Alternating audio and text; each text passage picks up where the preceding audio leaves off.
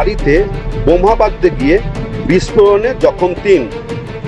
বকুলতলা থানার হানারবাটি গ্রামে বিস্ফোরণে জখম হলেন এক মহিলা সহ 3 জন। স্থানীয় সূত্রে খবর জখম কালাম শেখ ও তার স্ত্রী মনসুরা শেখ ও অন্য একজন। এই দিন কালাম শেখের রান্নাঘরে প্রচণ্ড শব্দে বিস্ফোরণ হয়। 3 জন গুরুতর জখম হন।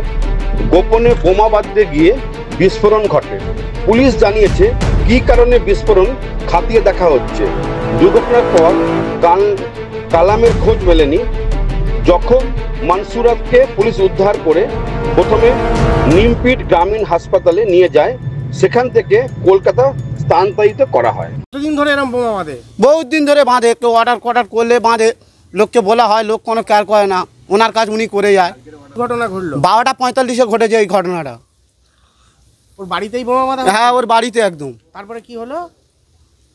অন্য পাশের আরেকজন আবার বোমা বাঁধে, তার সাথে সহযোগিতায় আছে, ঠিক আছে, কিন্তু সবাই বললো গ্যাস সিলিন্ডার বাস্ট হয়েছে।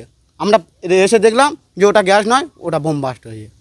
মানে বারুদের গ্যাস। এমনি আমরা দেখলেই ধরে নেবো ওখানে বারুদের গ্যাস ছুটছে অলরেডি। কজন আহত হয়েছে? 2 জন।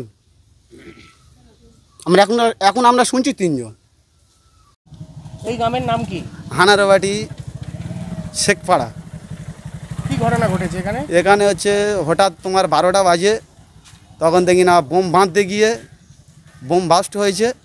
তা সব লোক ছুটে এসছে, এসে দেখছে, বলে গ্যাস সিলিন্ডার বাস্ট হয়েছে। তারপরে দেখি না বারুদির গন্ধ বেরোচ্ছে।